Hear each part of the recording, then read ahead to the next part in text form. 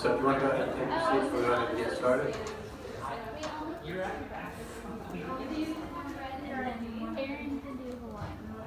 Is this mic not turned on? Is it turned on? We can hear you in Augusta. Okay. Can you hear me in Athens? It's turned up literally as loud as it will go.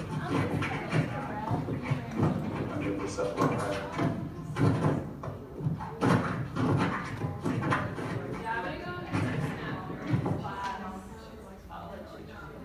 Any better?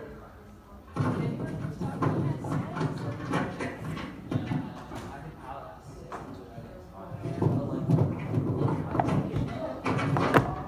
that better? Doesn't matter. Okay. We'll do the best we can. Hi. How's it going? Are you studying for the state boards yet? Yeah. So I've asked you that every single time I've seen your class since the beginning of pharmacy school. And you all chuckle. But one of these days, so you made it through first year, you made it through second year. Most of you will make it through third year. I think the thing that's hardest to recognize right now, and I alluded to this the very first day of class before Dr. May and Dr. Hirsch came in to talk to you, is that regardless of what you think about what's more important between pharmacotherapy or management, this is the stuff you're going to use on a daily basis when you get out of school. And it's really hard to see that right now. So we recognize that and we try to make it as painless as possible. I hope the other professors have, I know I will. The schedule got a little disrupted, so I don't know, how many of you are looking at ELC right now? Does it look consistent with what you expected at this point? Okay. Because I didn't change it until just recently, and Dr. Rowe, who I guess was at Augusta, but now is at Emory, I think, is supposed to be doing a lecture on Monday. Dr. Hurst arranged that, and also on Friday is fall break, and then she's also on the 29th, so her two lectures are together. We should have been talking about marketing today, but the marketing lecture is a series of lectures, so this pharmaceutical marketing was just a single lecture, so I just pulled it up and moved it in front. To the extent that you don't need to have any marketing background to watch or to participate in this lecture on direct-to-consumer pharmaceutical marketing, I didn't think it'd make much of a difference, just for continuity's sake. So with that being said, the content of this lecture, I think, is a little interesting because it draws on something you learned in the first year. Do any of you remember the PAR technique? PAR? Prepare, assess, and respond.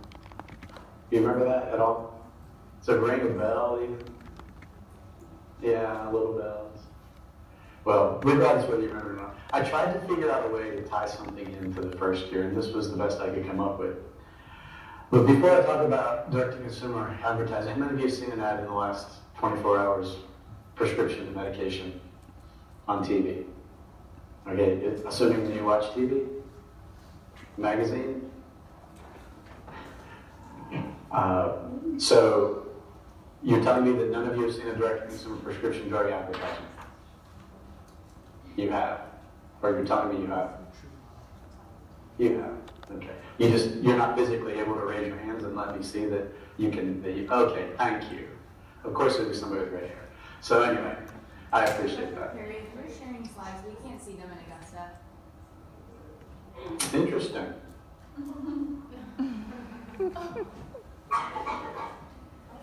I haven't started sharing any slides yet, so you have not missed a thing. Okay, thank you. But I'm going to want to share slides, so I need to figure that out.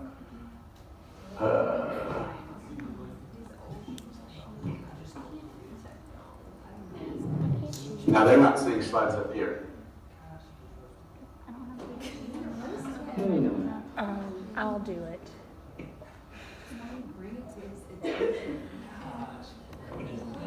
He's gonna cry tonight. Are you guys seeing in Augusta now? No, sir. I don't think. Was that a yes or no? It was a no. Okay. It's gonna be a no.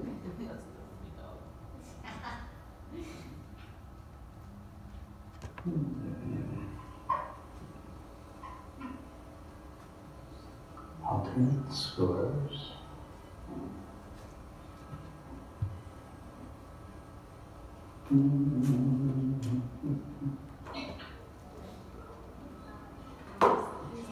Well, I'm at a loss because there's absolutely nothing on here that says send them to Augusta or anywhere else. And when I hit the video conference thing, nobody gets to see the slides. There's a button for cable TV. Would anyone just like to watch The Price is Right instead? Yeah. Yes, sir. Yeah, I think so. Me too. So Sarah, Chris, anybody, if you're listening, I'm at a total loss here. I have no idea why the slides are not showing. It looks like it's trying to show us something right now, so maybe we can just keep moving on and use our laptops for now. Good idea. Resourcefulness at its best. Okay. Thanks. How do we get rid of that thing over there?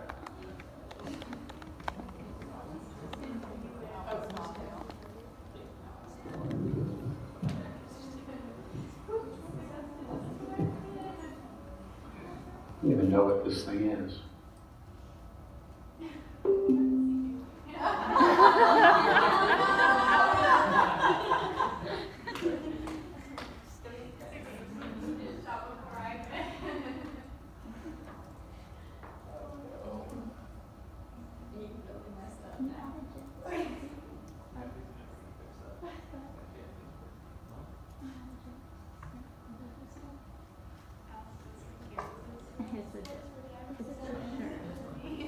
I say B. It's your Brielle, it's all your fault. You couldn't deal with your sass anymore. He probably tried to share cable so we could watch The Price is Right. He's like, you know what? No class today. You're so turkey. That was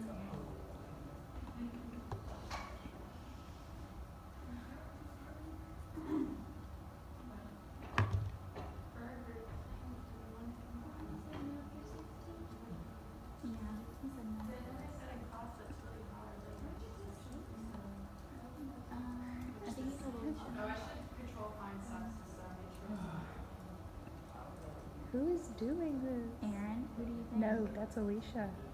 Alicia. Oh,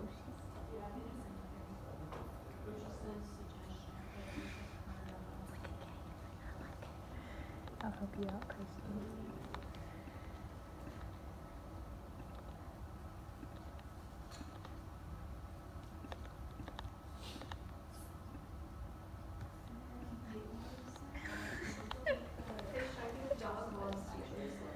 I got you, Christy. Yes, you are. Oh my God. What? This is good.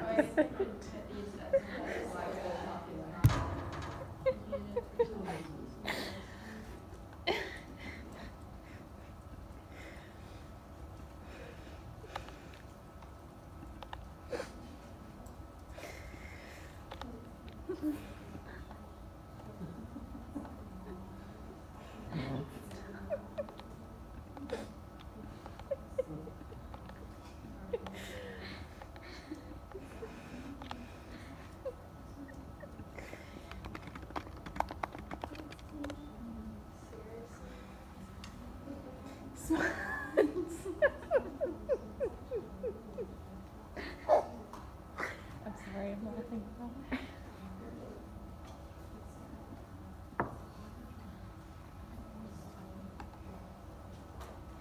make them not able to edit.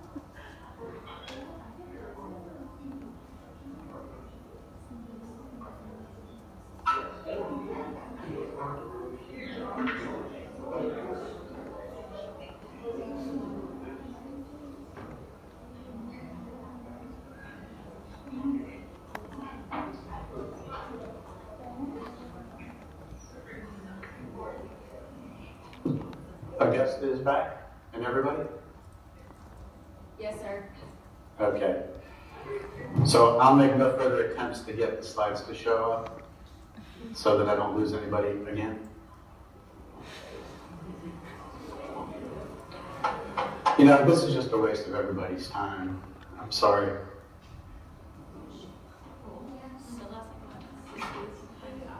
Was he being sarcastic? No, I think he was really genuinely upset that he's wasting our time. Oh, That I makes thought me that was a really sarcastic comment. Okay, thank you for going together. Okay, so basically what I wanted to tell you all about, or talk to you all about today was direct-to-consumer advertising. I know you've seen the ads, they're out there. To me, it's something I've done a lot of research on over a long period of time. And it's sparking a lot of controversy amongst professionals, both pharmacists, physicians, nurse practitioners, patients. You name it, anybody involved in the healthcare system is concerned about direct-to-consumer advertising. Just a couple of days ago, during this week, the United States government has suggested that we change the laws about direct-to-consumer advertising so that whenever an ad comes up on the TV, you have to advertise your price as well. How popular is that with drug companies? So the drugs that you see advertised are what, we're going to talk a little bit specifically about that, but the drugs that you see advertised are typically, hey Sarah, what the heck is going on over here today? I've taught in this room for 25 years, and I've never had this problem before. So save the day, please, if you can. I have no idea where that black screen is coming from. Is it something? Yeah. Hold on a second. That's nasty. But never touched it. I'm like, why? How did you make that happen? I hit that. I guess I hit after. You have to confirm it once you do it. Okay. There you go.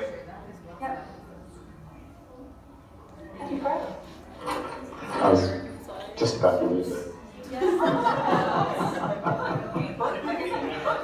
I got both feet. Thank you guys. Okay. Getting back to things here. It's the PowerPoint. We said we're not doing direct to DCA. I'm a total loss. Which drugs you see advertised are typically ones with ridiculously high prices, thousands of dollars a month, and or a magical coupon $25 patient copay card that works magically if the patient presents it at the point of checkout rather than before they get their prescription filled. And so there's a lot of controversy.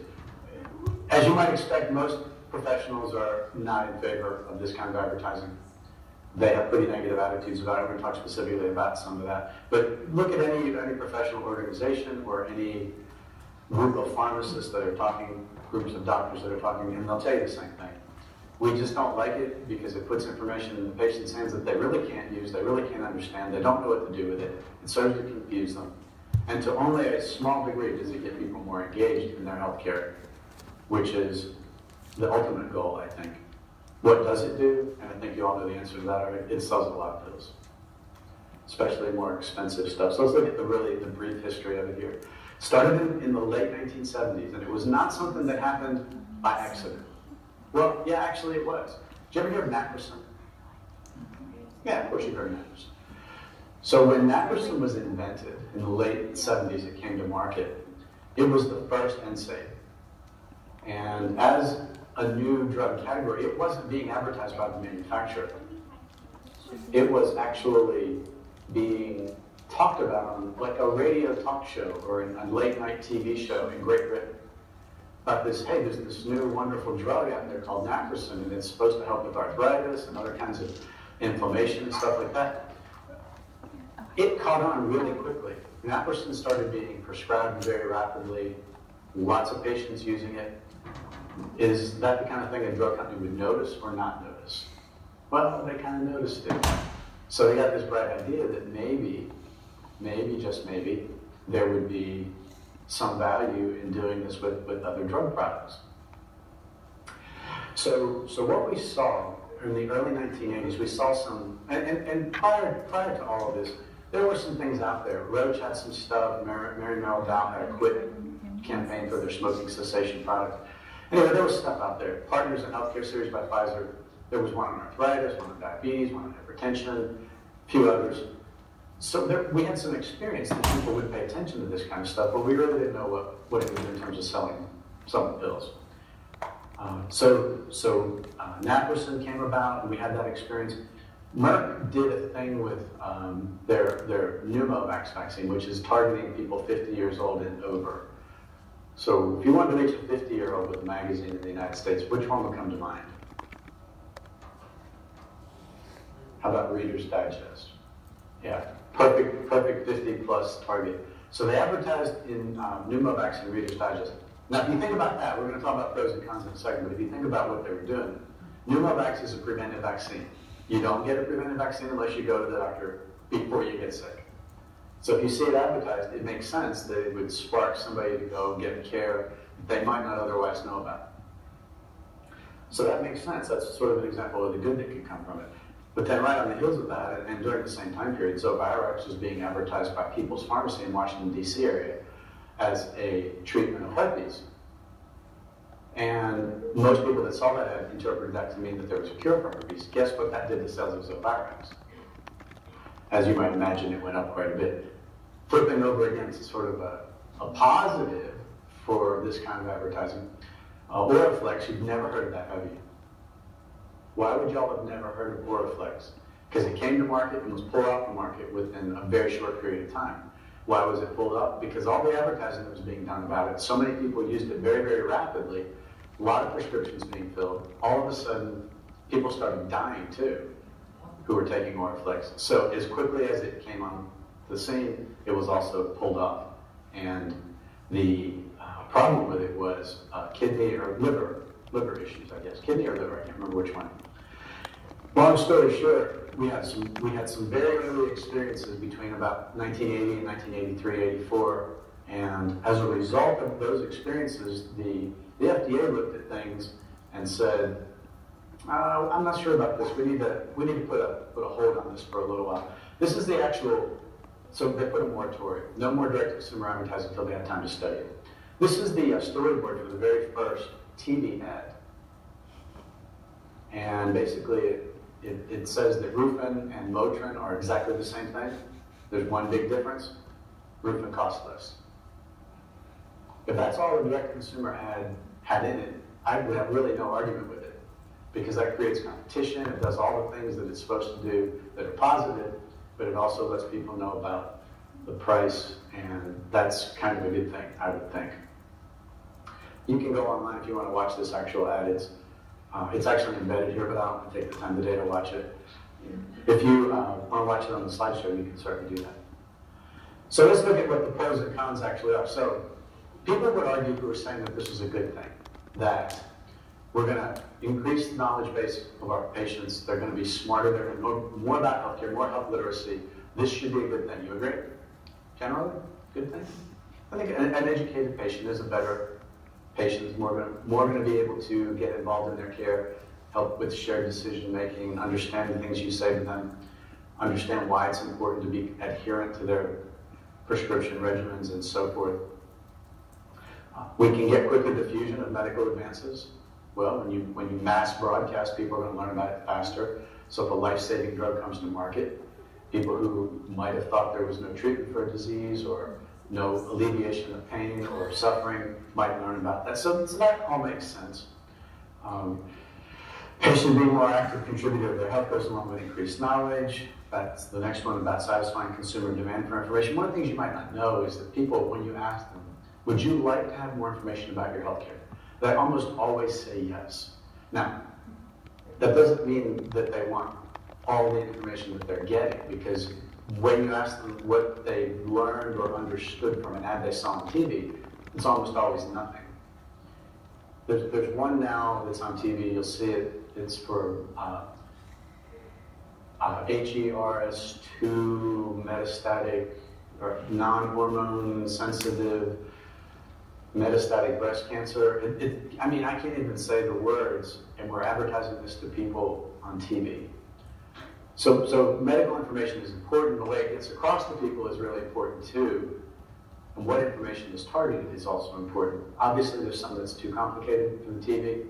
If trained medical professionals and doctors, pharmacists, nurses will tell you that some of the information they see on the TV is beyond their comprehension, how are patients supposed to understand that? How are we supposed to give them a balance of positive and negative information when they really can't comprehend it?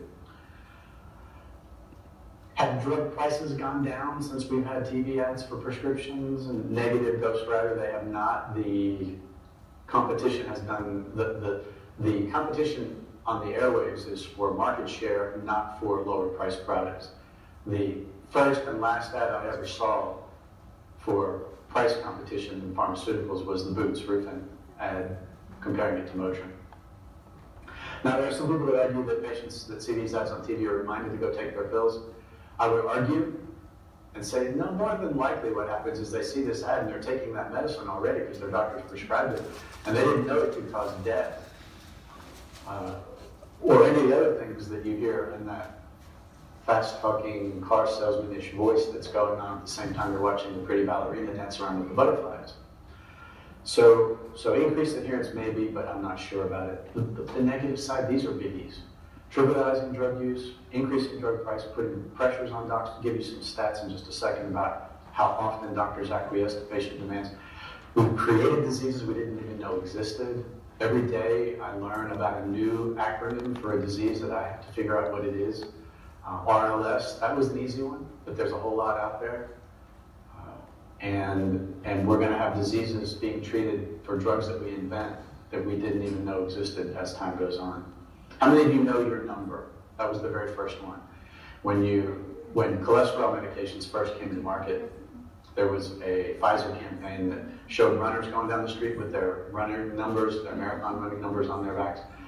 And they would say, what's your number? And their backs, of course, had cholesterol numbers like 245 or something like that. So it became something in our society that you should know what your cholesterol level is. And most of you probably have had your cholesterol checked at some point. If you haven't yet, by the time you're 30, you will know your number. Creation of diseases, yes, false hopes for cures, we understand that. One of the things is if adherence does improve, you're likely going to see more side effects of drugs, so we got to keep our eyes open for that.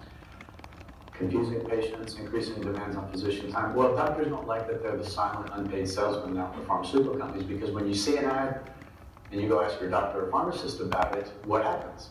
You're taking time away from something they would be doing healthcare-wise. So yes, your doctor is now working for the drug company and not getting paid for it. So that's kind of a negative, at least in their minds it is, which I totally understand. Potential for negative impact on the patient-physician, patient-pharmacist, patient-nurse relationship, and it definitely shifts away from lower-cost generics. So in this picture, I've used the balance here, the medical scale. Do you agree generally that the balance is on the con side, or do you think I've unduly represented the negatives with omitting any positives? And I'll open it up to see if anybody has a positive that I may not have thought of. I would challenge you to think of one. I would love to hear it if anybody can think of a positive that's not on here. Anyone at all? So we won't be quoting Ben Stein. Anyone? Anyone? Okay. So here's my question for you. And I'll try to put a question on the test related to this. Do you want to live in a world where your doctor chooses the drug that you need based on the drug that had the best ad agency or the best benefit-harm profile?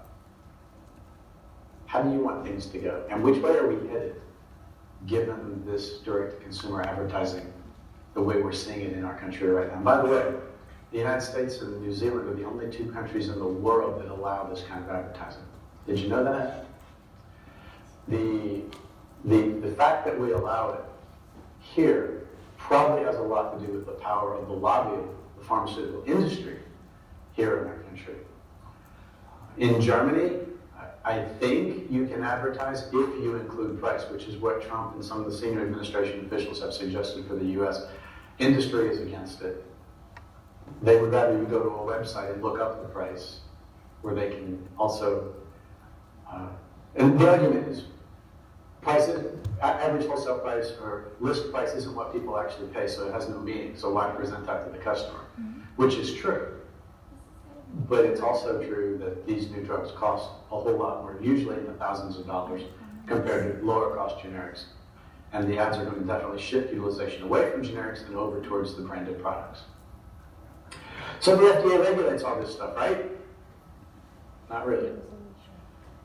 Your ads have to be approved by the FDA, technically, but if you submit the ads to them that you plan on using, 90 days goes by and you haven't heard back from them, you're good to go, you can advertise using those advertisements. What percentage of the ads does the FDA actually review? Probably about a quarter. They rely heavily on you and me and doctors and others to call them or write them and say, hey, I saw this ad on TV and it seems a little false and misleading to me. Let me give you an example. You ever seen an ad for Eliquis? You know what Eliquis is, I'm sure, right? So Eliquis ads all state the fine. Do not stop taking Eliquis without consulting your physician first, because stopping taking Eliquis can cause an increase in your risk of stroke. Is that factually true? Yes. If you have a risk for stroke that's say 5% because you have AFib. You take Eliquis, that stroke risk goes down to about 1.5 to 2.5%. You stop taking Eliquis, you go right back up to 5. That's an increase in stroke risk. What it implies, though, is that there's a greater risk of stroke after having taken Eliquis if you stop taking it. Therefore, don't stop taking it. We need to keep selling you more pills.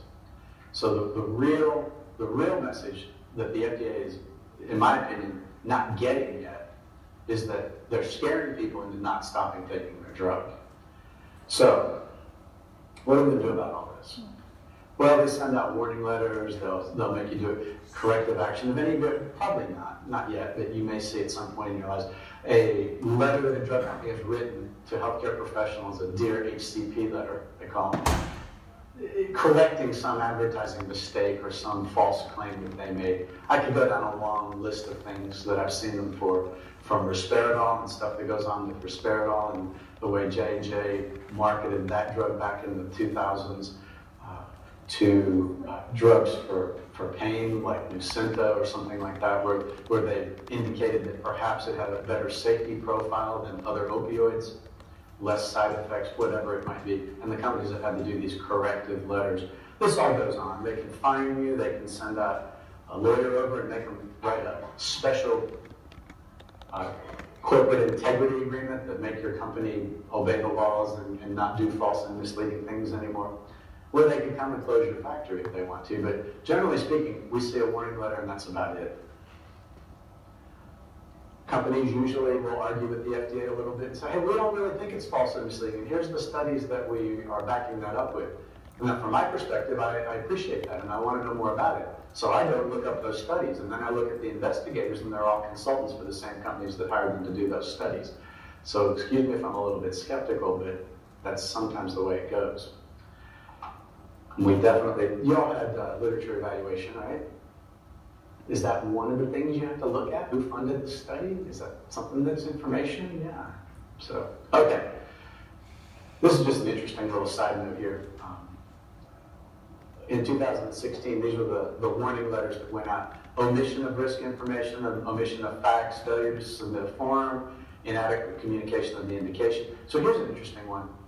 I think it's Nucynta or something like that, but the actual indication is for chronic pain that has not responded to other therapies. And it's something like that. And the company said it was good for chronic low back pain. But they left off the part that said that has not responded to other therapies. Is that false and misleading? Technically, the FDA considers that to be false. You can't say anything that you don't have a study to prove. So inadequate communication of the indication is when you try to stretch out your indication to cover more patients. And when you say low back pain, you are capturing a huge market of people. So that's what they're talking about. Misbranding, lack of directions, false or misleading risk presentation.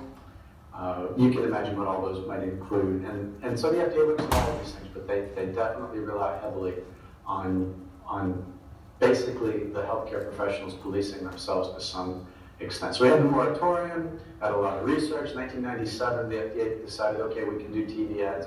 And no, you don't have to scroll all of that information in the brief summary. All you have to do is say, if you'd like more information, talk to your doctor, your pharmacist, go to our website, or look at one of the magazines where we've advertised recently.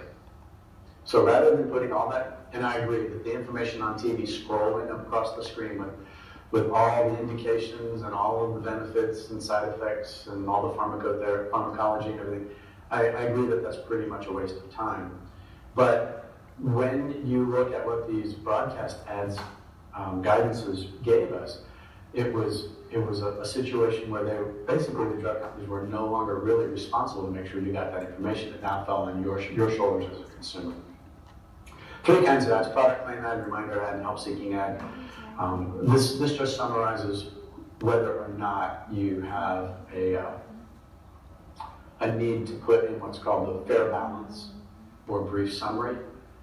And essentially, any ad that mentions the name of a drug, you do have to put it in the fair balance and brief summary. So it's easy to keep that straight. Help-seeking ads are ads that are just designed to educate you about a disease or remind you about treatment for a disease without mentioning the name of the drug. Does not require it. All right, so how many of you have seen this commercial on TV? I'm just looking around. We see y'all down there in the remote locations and looking to see if any hands are going up, because nobody's seen it up here, so maybe 1 or 2 people. I would actually like to play this ad. It's a commercial for a birthday party. I think I can just describe it here without playing the whole thing, since I was so technologically challenged as we got started. But you have all these wolves sitting around, and it's for Symbicort, which is for actually COPD. So you've got the birthday boy here, and you've got, I assume that's a boy wolf. I can't tell. They're gender non-specific. So if you have COPD, the implication is you're not going to be able to blow out the candle. How many of you have noticed an ad for any of the anticoagulants? There's always people eating salads, right? Why? Because if you're taking Coumadin, you know you have to watch the amount of green vegetables that you eat, green leafy vegetables. So we end up, they're preying on your thoughts about your disease, and they're really grabbing you. That's their hook.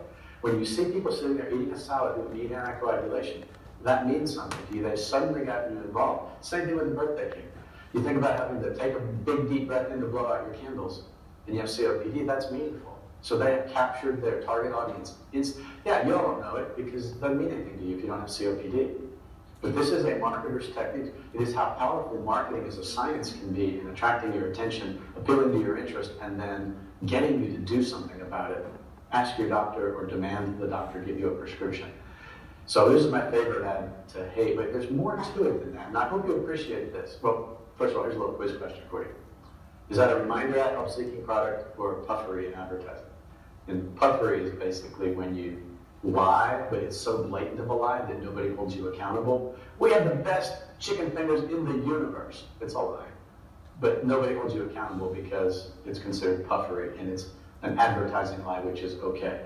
So this would be a product ad, right? All right, we're going to come back to that, I thought. Hang on, let me skip ahead just here for a second. There it is. Yep, we're good. Family Circle. I just pulled a recent edition of Family Circle back in May, I guess, from Mother's Day. And I want to show you all the drugs that were advertised in it back in May. Keytruda, Anoro, Premarin vaginal cream, Shingrix, Otezla, Trulicity, Linzess, Cosentyx, Kisqali, and Gis is what that's pronounced? I don't know. I've never seen that one before until I looked at that version. But that's the HER2 negative breast cancer that spread to other parts of it.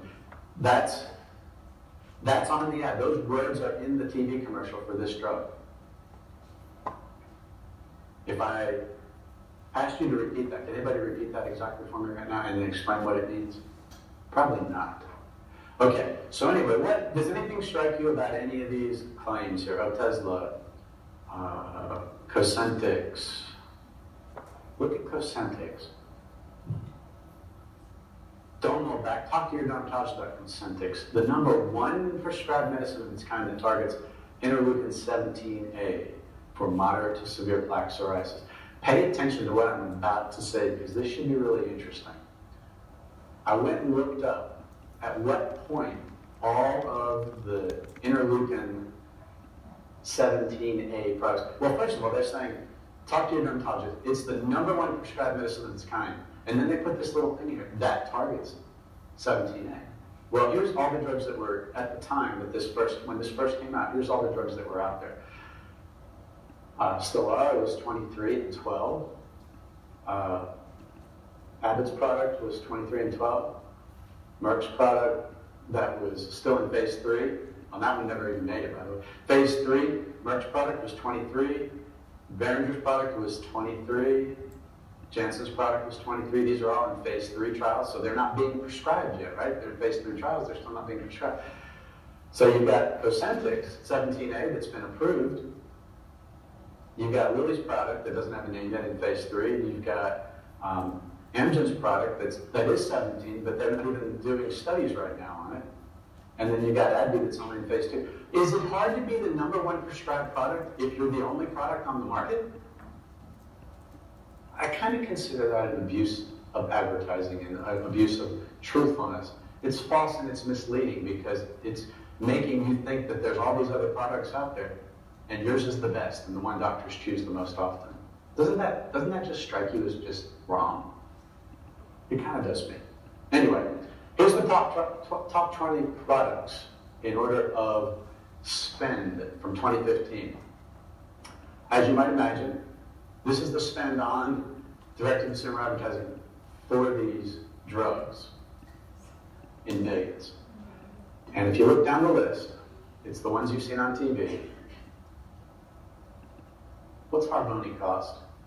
It's like $30,000 to $60,000 a year, and they spend 139 million TV advertising it. It's not going to be very hard to recoup that investment. Viagra, Xarelto, Tamiflu, Cyclic probably, Botox even. So there's a lot of money spent, a lot of money. Would they be spending this money if it wasn't providing a return on investment of advertising dollars? Probably not. So what happens here? 91% of consumers say they're aware of direct-to-consumer ads.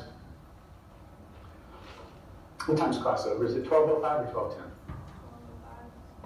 12:05? We'll end at 12:05 and then I'll check next time. I thought, because it's supposed to be 50 minutes or is it 55 minutes?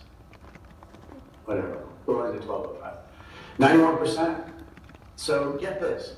32% say they've talked to their doctor. So 1 out of 3 patients talks to their doctor. Half of them, almost 34%, got what they wanted. So if you see it out on TV, you go ask your doctor, you're probably going to get it.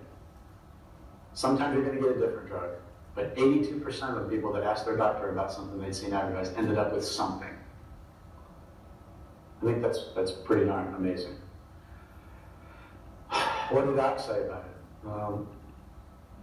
Docs don't like it. They get annoyed. They are less likely to answer questions, and they say they're less likely to really provide a whole lot of information to their patients. One of the reasons, this is what doctors tell me, we're just finishing up a study where we interviewed about a dozen docs to get some really specific information out of them.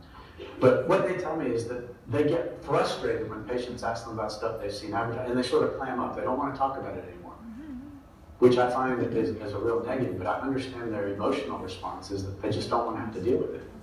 And I think that's dangerous for patient-physician, patient-practitioner, even pharmacist relationship. AJHP wants us to all get on board and help them end direct-to-consumer prescription drug advertising. I think, as you can probably figure out after hearing me talk about it today, I'd be on board with that. Let's do whatever we can. It does interfere with a lot of things, but more than anything else, it just creates so much confusion. And this is my version of a word cloud. I'm not really sure why, but if you look at all the words on here, there's something related to, and if we had a lot of time, which we don't, what my goal would have been to talk about some of these words from the perspective of what direct-to-consumer advertising does. Let's just use one. Price. We've already talked about that. We know. Persuasion. Ads are extremely effective, especially if you're the #1 prescribed drug in all the world for a particular disease, even if you are the only one prescribed. Okay. We've done a lot of research. I'm not going to bore you with all that. Big question for you out there. Do you need Bob Dole to sell Viagra? How many of you know what I'm talking about? Bob Dole, remember he was on TV commercials a few years back. The very first Viagra commercials had Bob Dole. Now they had that really nice looking woman with the long reddish brown hair. And she's usually in some exotic location laying on bed, or the Cialis people, they got their bathtubs. You've seen the Cialis bathtubs, right? So do you really need Bob Dole? Well, we've done research on stuff like that, and answer is no, you really don't. Don't waste your money on a celebrity. You don't really need them. We did another study looking at, we made up a drug. We compared Meg Ryan to just an average person out on the street who might be an allergy sufferer. And we basically asked a whole bunch of questions. Do you need Meg Ryan to sell allergy pills? And turns out, no, you really don't. There's very little difference when you use a celebrity versus when you use just a casual person. We've done things with cholesterol. Do you like cartoons better than real people? And it's really interesting. The people's response to cartoons is actually pretty favorable. But they end up liking real people better because real people take pills and cartoons don't. So it doesn't make any sense to them. And that's what these research results should, basically. And we've got a lot of press over the years about our work in direct-to-consumer advertising. And just so you know, my opinions about direct-to-consumer advertising haven't been formed like in the last month. It's from 30 years of research and understanding what happens to people when they're exposed to this, how they process the information, what they do with the information once they have it, if they can do anything at all with it, has helped me to formulate the opinions that I have. In 1995, former commissioner of the FDA, David Kessler, came and did a lecture in this room to one of the organizational hour kind of things. And we had lunch afterwards, and when we were having lunch, he looked at me and said, Matt, what do you think about direct-to-consumer advertising? Should we have this on TV or not? And I looked at him and said, gosh, nobody's ever asked me that before. I don't even know if I've ever thought about it. I'm trying to be this objective researcher that just looks at the facts, you know. But ever since that day, I started thinking about that, and after another 20 years after that moment in time, yeah, I don't like it. Not so much. So the bottom line, patients are going to see it. They're going to have questions. Pharmacists need to be prepared for that. Here's the first year now. This is the tie-in. This is the catch for the day. Yeah, we're good. So is there any, do patients, will your customers ever come up to the pharmacy counter with a prescription for Humira and say, you know, saw this advertised on TV, I asked my doctor about it, he's prescribed it for me. What do you think about this? It's really expensive. I know my insurance is going to cover most of it, but it's still like a $60 copay. Is this something, how do you feel about it? So we're going to get questions. And I know I've had questions over the years. I think Humira is actually a good example to use because it's an expensive medication, but there aren't really much cheaper alternatives when you really get down to it. Everything in that zone, everything in that category is pretty expensive. And when you compare it to cheap generics, things like prednisone or methotrexate that people might use for arthritic conditions or for skin conditions, they're a lot cheaper, but they really don't work as well. So it's complicated. It's complicated. So anyway, the prepare phase, you can, when you get a prescription, remember we had, I know you don't remember this, but I'll remind you. You have the prescription itself, the patient, the pharmacy environment, and your personal knowledge of the patient. Those are the 4 places you go to get information to help head off any potentially challenging situations. So I would add to that now. You have the prescription, and is there any advertising for it? And when you get to personal knowledge of the patient, you can say, well, does this patient have a lot of questions most of the time? Is this going to be one that I'm going to have to spend some time, extra time, counseling them about their medication? Assessing, we're just looking for, how's the patient reacting to this? You remember the whole nonverbal thing. You know it when you see it. You can tell when someone's confused or embarrassed, glad, sad, mad, or scared. Always try to tie that in and see if that's going to create a challenging situation for you. And then one thing's going to happen, patients are going to agree with us, disagree with us, or nothing. And so to the extent that they agree, that's not a problem. If they're disagreeing with anything about their medicine, usually it's going to be over the price. But the disagreement might be, well, my doctor prescribed this, and you think that it would be better for me to try this other cheaper alternative. Can you explain why? Why do you want me to try this cheaper drug? And then you've got to explain to them why their IL-17A, that's the most prescribed drug for this disease, isn't your first choice. So there can be problems that could arise. I mean, making sure patients, we beat this horse to death in communications about listening skills, summarizing, paraphrasing. Do you remember what an empathic response was? Reflective response? Seems like you feel blank about blank. Remember that? That's going way back in time. So you seem concerned about your medication, it might not be the best choice for you. So that's an example. And these are the way we can respond to patients. Just kind of get them to let them know we heard what they said. But we got to, I think we have to let patients know when their doctors have picked something for them that is not the best choice. That's going to happen. You're going to experience that as a pharmacist. You can argue with the doctor about it, you can argue with the patient about it, but you've got to have a way to do that provides clear information with a rationale, and it can't just be, well, I don't like direct-to-consumer advertising because Dr. Perry said I should. So, key points. It's not going away. The FDA and the government pretty much are interested in making sure that it's all appropriate, but they're not doing anything to curb it right now. In fact, they paved the way for it to go more smoothly since 1997, which is 21 years ago, and things have only gotten worse. It's going to have positive and negative impacts. We can be more prepared to respond to our patients. But here's the thing, folks. Don't ever forget that direct-to-consumer, it's designed to generate dollars for drug companies. That's what it's for.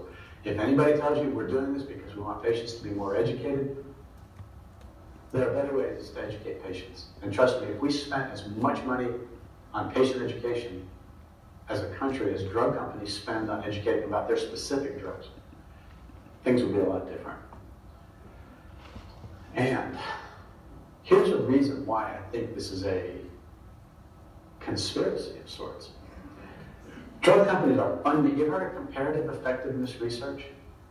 You ever hear those words used before? Are you taking Dr. Young's class yet, or is that next semester?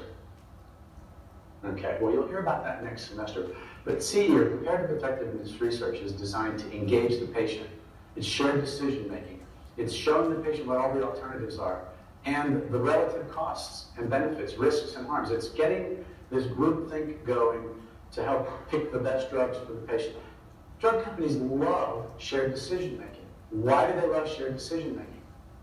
Because they know that they're beaming into your brains every single day, every time you turn the TV on or watch the internet, messages aimed at getting you to think about the pills that they sell. Once you've got those messages burned in, you've seen them 3, 4, 5, 10, 1,900 times.